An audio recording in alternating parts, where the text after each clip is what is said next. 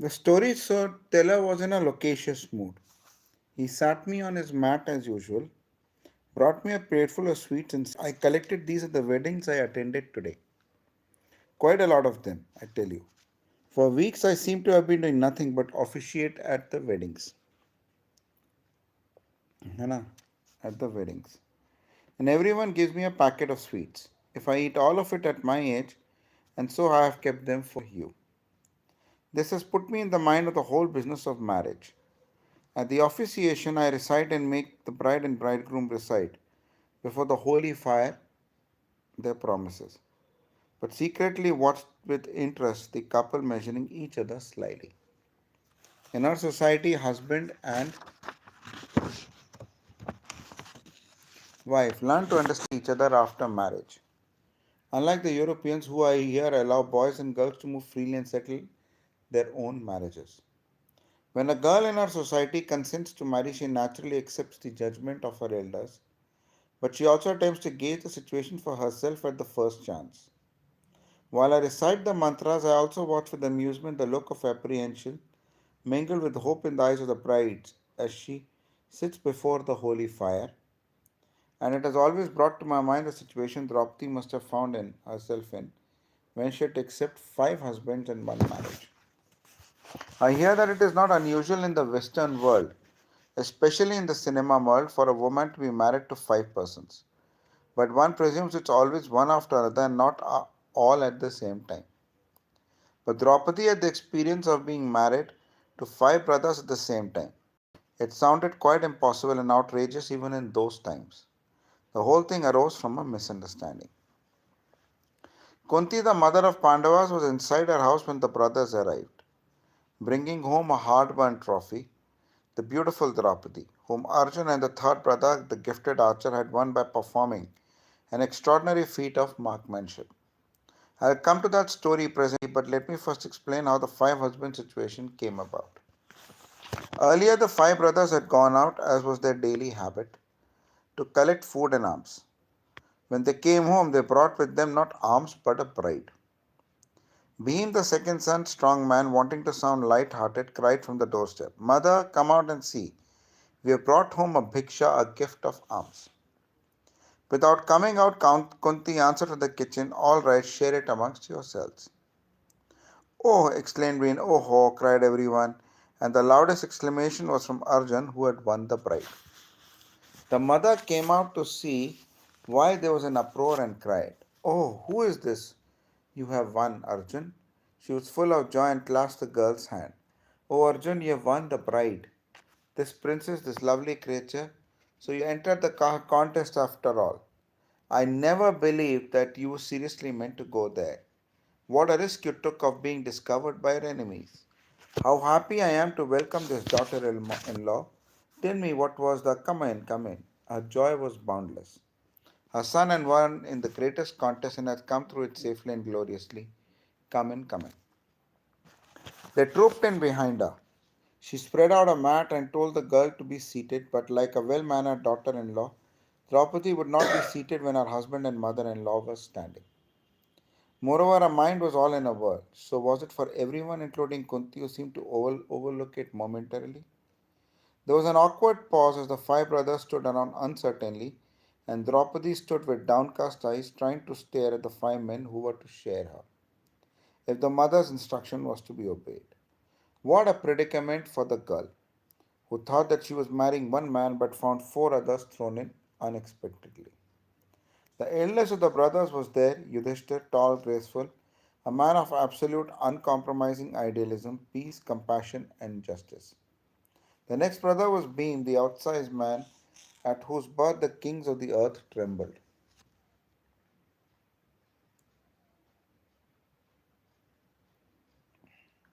Trembled.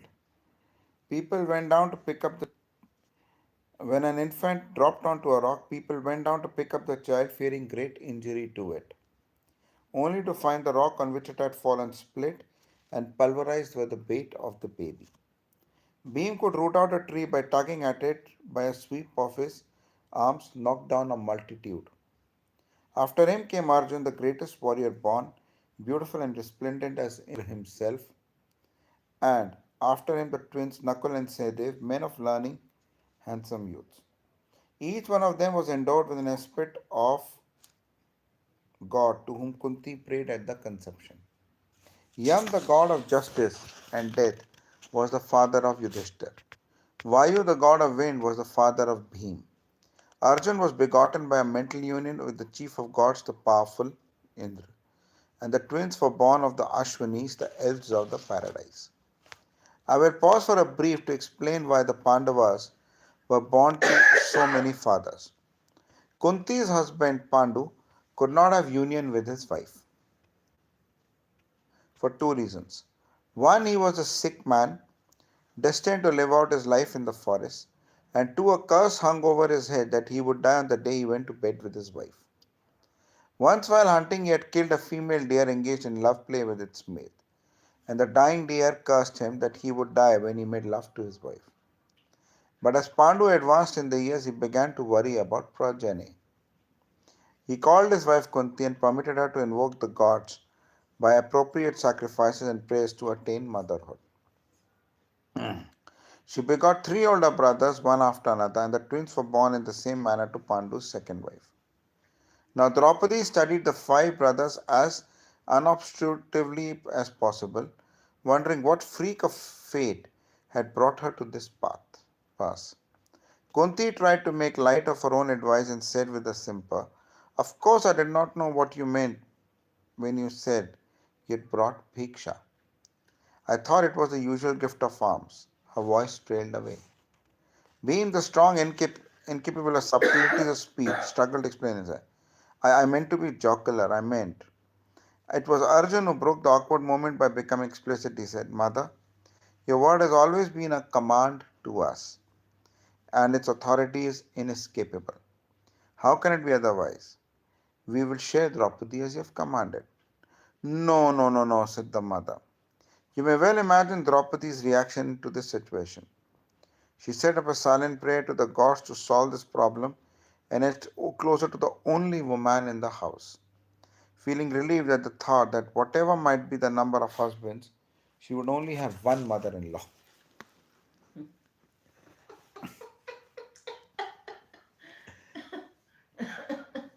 At this, the storyteller permitted himself with a smile. The eldest brother Yudhishthir said, "What a preposterous situation are you making in jest? A married woman married to one man is a wife, two or three, four or five, a public woman. She is sinful. Whoever has heard of such a thing?" The mother said, "Don't make too much of an inadvertent bit of advice. You make me feel unhappy and guilty, my son. Don't even suggest such an outrage." Arjun pleaded, "Please don't make me a sinner. It isn't fair to condemn me to suffer the sin of disobedience to a mother's word. You, my eldest brother, you are a man with a judicious mind and a knowledge of right and wrong. We four brothers and this girl will be bound by your word.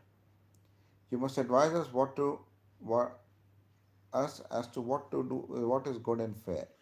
Advise us, and we shall be bound by your words. But bear in mind that we cannot go back on the command of the mother." When he said this, all the brothers studied the face of the girl, and their hearts palpitated, for already Manmata, the god of love, was at work, stirring the blood and affecting their vision.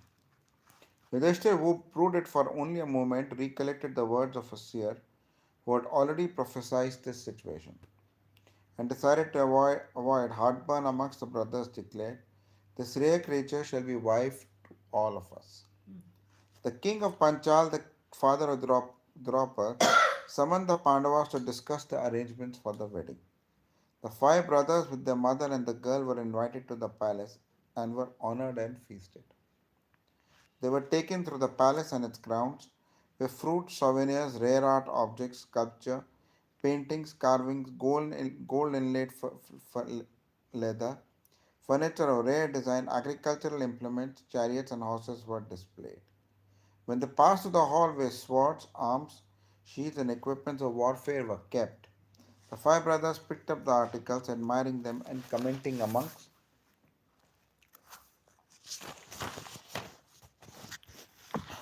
themselves, spending more time in this part of the palace than anywhere else.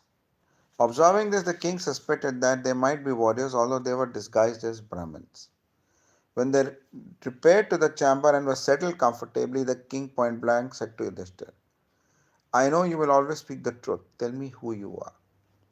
And Yudhishthir declared his identity and that of his brothers, explained the trials and tribulations since the time of their leaving the kingdom a year before to escape the machinations of their cousins, the Kauravas. Now the king said, let us rejoice that this day your brother Arjun, the man with the mighty arm, will marry my daughter, and let us celebrate this union of our families in style. Let us make everyone in this world happy today. Yudhishthir said, I am the eldest and am still unmarried. I must be the first to marry according to our law. Please give me your blessing to be married first. So be it, said the king, little dreaming of the implication. You are the eldest. Now my daughter belongs to your family. If you decide to marry her yourself, you'll be free to do so, or you may give to her to whomsoever you like among your brothers. I have nothing more to say.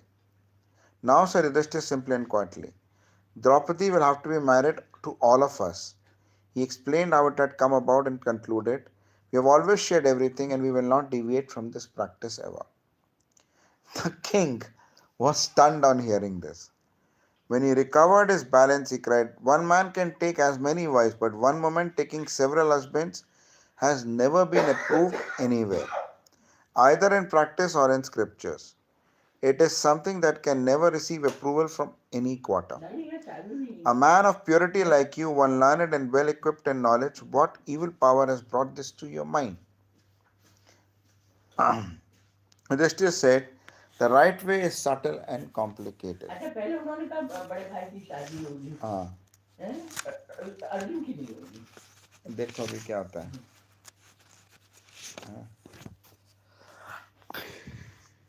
The right way is subtle and complicated. I know I'm not deviating from it. O conqueror of the world, I have no misgivings, give your permission. The king said faintly and desperately, you and a venerable mother and my daughter, please talk it over amongst yourselves and tell me what should be done, and left them. At this moment, the sage Vyasa arrived. They honored and seated him, and when all the formalities were over, the king asked, give us your advice, guidance. Can a woman marry five men? Not always, but now, in this particular instance, it is correct.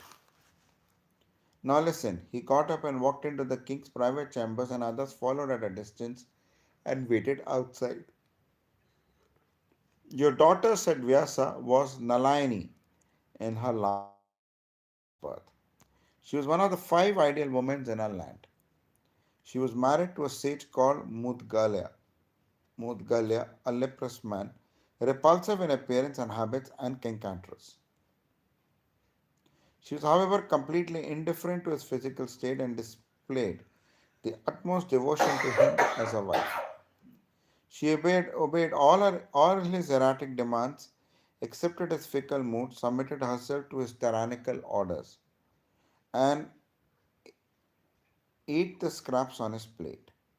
All this she did without hesitation or mental protest, totally effacing her own ego. Nalaini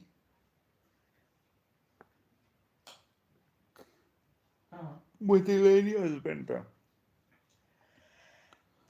They spent many years thus, and one day the husband said, O beautiful one, perfect wife in the earth, you have indeed passed through the severest trial and come through unscathed. Know you that I am neither old nor diseased nor inconsiderate. I assumed all this vicious and disgusting appearance in order to test you. You're indeed the most forbearing partner a man could hope for. Ask of me any boon you may fancy, and I shall grant it. She said, I want you to love me as five men, assuming five forms and always coming back to and merging in one form. And he granted her the wish. She said he shared his unpleasant appearance in a moment and stood before her as an attractive, virile man. And he could assume four other forms too. The rest of their life was all romance. They traveled far and wide. visited beautiful romantic spots and all, and led a life of perfect union, not in one but several worlds. They lived a life and loved endlessly in every form, mood, shape, and circumstance. She never tired of it, but he did. He told her one day that his life was of abandon was at an end, and he was retiring into loneliness and introspection. At which she wailed, I'm still insatiate. I have lived a wonderful life with you. I want you to continue it forever. Moudgalier rejected her suggestion, warded her off as a drag on a man's spiritual progress, and departed. Whereupon she came down to earth from a dreamy Elysium in which she had dwelt and prepared herself to meditate on Ishwar the Almighty. She meditated with great vigor, and when Ishwar appeared before her, she muttered, I want my husband, husband, husband. You will soon end this identity and will be reborn as a beauty and marry 5 husbands, said the god.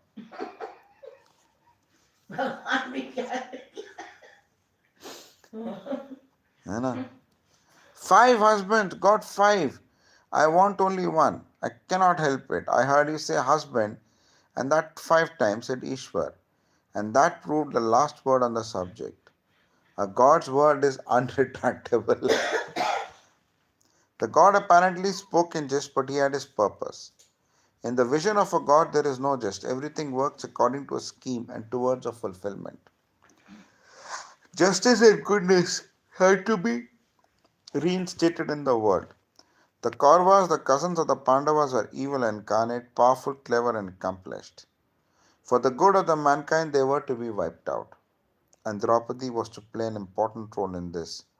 It was finally Draupadi's anger that brought about the downfall of the Kauravas. हम कल्पने मामा ठीक है मैं mobile में दे दो कहा है